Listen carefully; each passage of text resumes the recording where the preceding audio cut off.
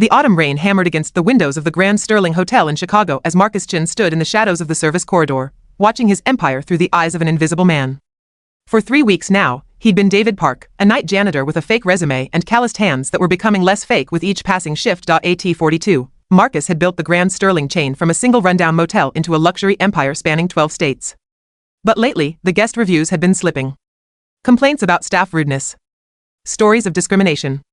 Marcus didn't believe it, couldn't believe it, but the pattern was undeniable. So he'd done what few CEOs would dare. He'd fired himself from the visible world and hired himself into the invisible one. "Hey, you. Park." Marcus turned to see Richard Holbrook, the hotel's general manager, striding toward him with that trademark sneer Marcus had somehow never noticed during board meetings. Richard was a man who wore expensive suits like armor and wielded his authority like a cudgel. "Yes, Mr. Holbrook?" Marcus kept his eyes down, playing the part. "The ballroom needs to be pristine by 6 a.m. We have the Westmore Foundation brunch, and I don't want any complaints about cleanliness. You understand? Or do I need to find someone who actually wants to work?" Marcus nodded silently, swallowing the bitter taste of irony.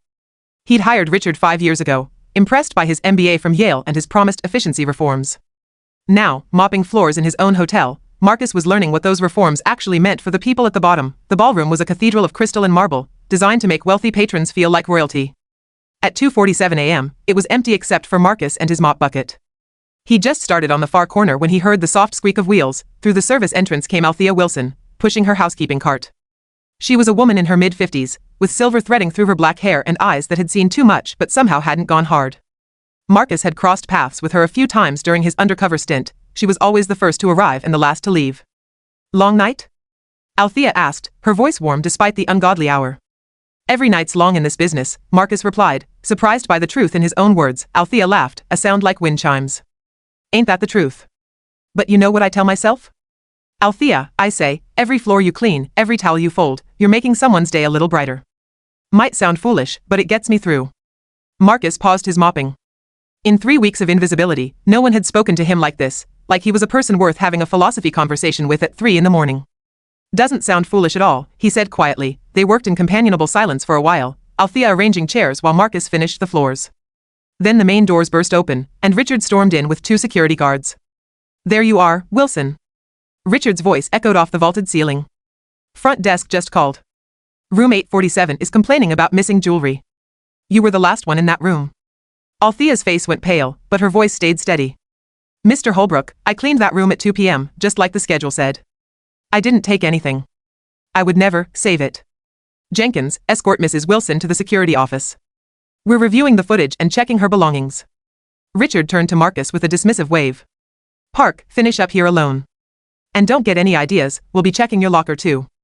Marcus watched them lead Althea away, saw her shoulders straighten with dignity even as her hands trembled. Something hot and sharp twisted in his chest. The security office was a cramped room filled with monitors and the smell of stale coffee. Marcus waited until Richard was alone, reviewing footage, then knocked softly. "What is it, Park?" "I told you to finish the ballroom." "I did, sir. But about Mrs. Wilson. I was working on the 8th floor yesterday afternoon.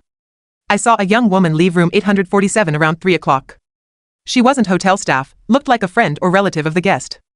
Richard barely glanced up. "And your point?" "My point is, maybe she's the one who took the jewelry.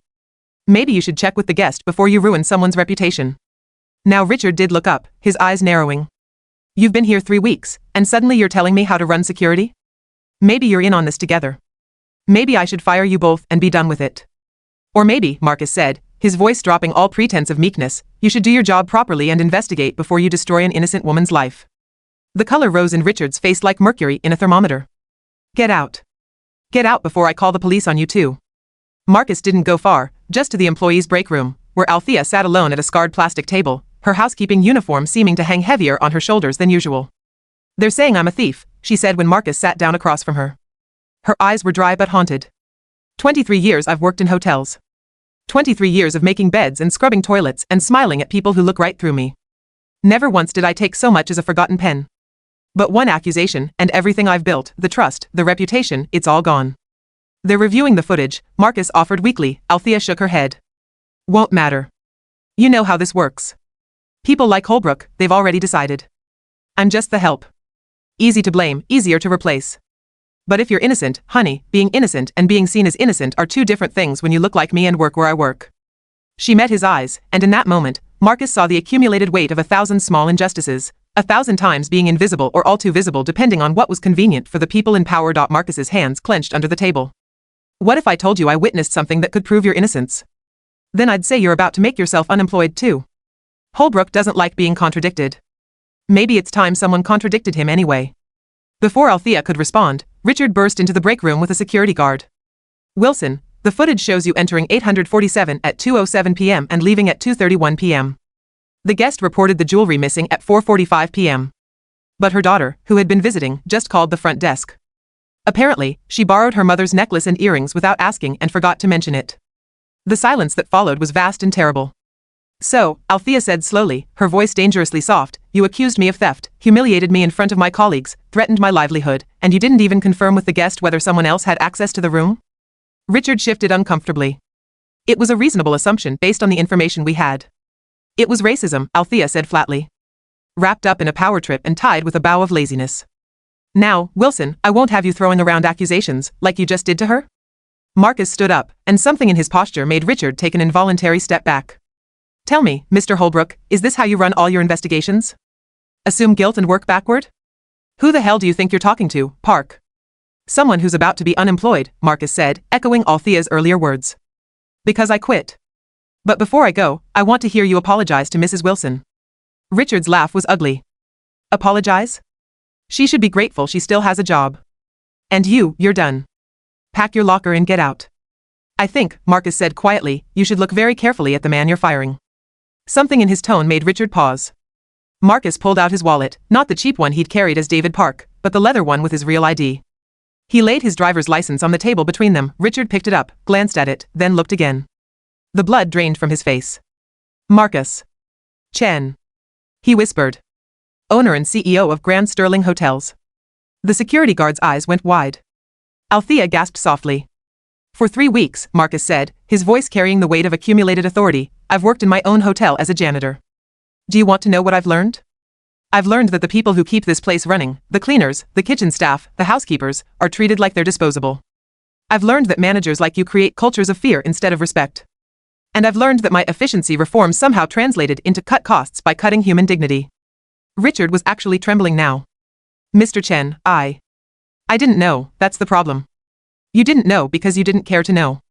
Mrs. Wilson has worked for this company for 23 years. 23 years.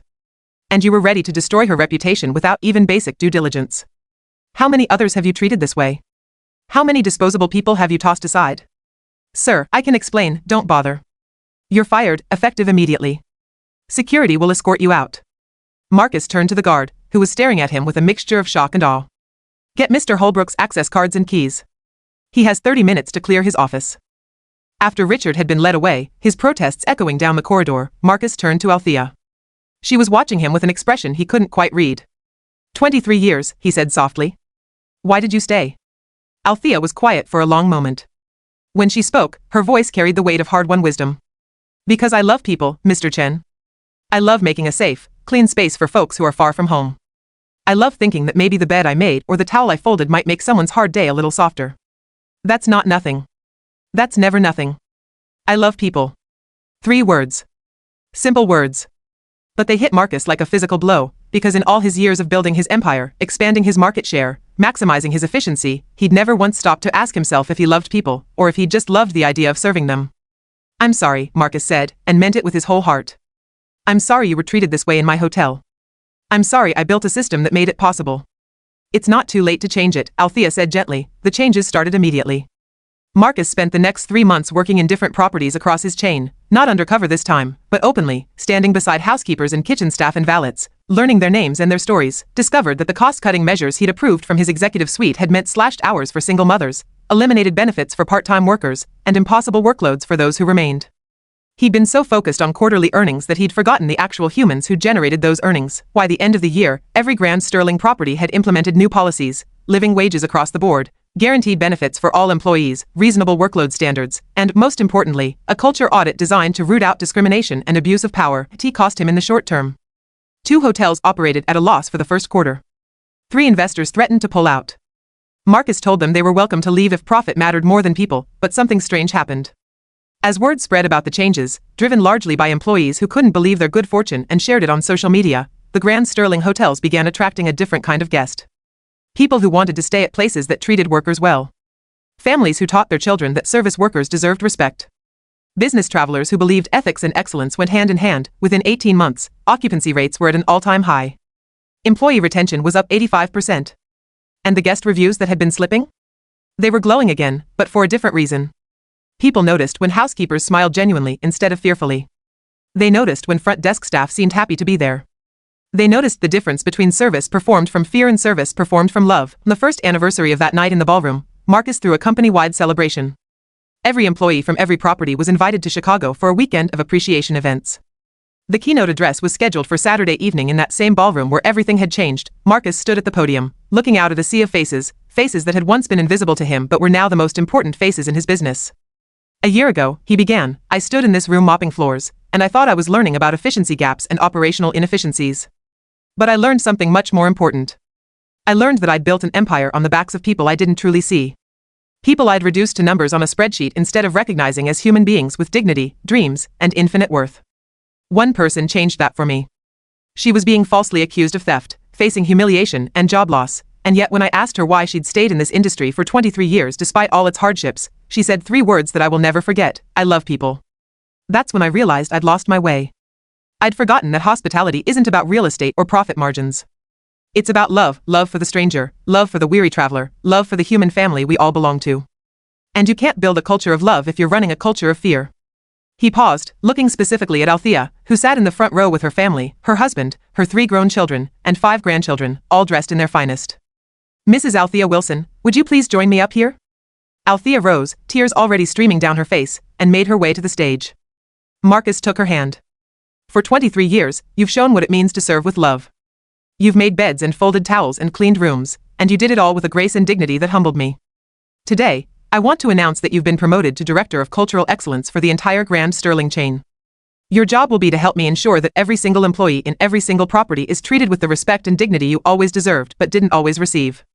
And more than that, your family will receive full scholarships to the education programs of their choice, funded by the new Grand Sterling Foundation for Employee Families. The ballroom erupted in applause. Althea was sobbing openly now, but they were tears of joy. She pulled Marcus into a hug, and he heard her whisper, "Thank you for listening. Thank you for changing. Thank you for staying," Marcus whispered back. "Thank you for teaching me what really matters." Later that night, after the celebration had ended and most of the guests had departed, Marcus stood alone in the ballroom again, remembering the bitter taste of humiliation he'd experienced as David Park, a taste that so many of his employees had been swallowing every day while he remained blissfully ignorant in his corner office. His phone buzzed. A text from his daughter, Sarah, who was studying business at Northwestern. "Dad, I saw the live stream of your speech. I'm so proud of you. When I take over the company someday, I promise to remember that profit and people aren't opposites, they're partners. Love you." Marcus smiled, his eyes misty. He'd built an empire, yes. But only now was he learning to build it on the right foundation. He thought of Althea's words again. I love people. 3 words that had changed everything. 3 words that would guide him forward, because at the end of the day, the Grand Sterling hotels weren't really about sterling silver or grand ballrooms or luxury amenities. They were about people taking care of people, treating each other with dignity and respect, and remembering that every single person, from the CEO to the janitor, had infinite, irreducible worth. That was the empire worth building. That was the legacy worth leaving, and it had all started with a woman who loved people enough to keep showing up, keep serving, keep believing in the inherent value of her work even when the system told her she was disposable. Marcus pulled out his own phone and texted. "Althea, tomorrow, breakfast meeting. I want to hear all your ideas for how we keep getting better. Your voice matters most of all." The reply came almost immediately, "I'll be there." And Marcus? "Thank you for learning to love people too. That's what makes the difference." Marcus looked around the empty ballroom one last time, remembering the scared janitor he'd been and the humbled CEO he'd become. 3 words had changed his life. 3 words had changed his company. 3 words would change his future. I love people. It was that simple, and that profound, and now, finally, he understood.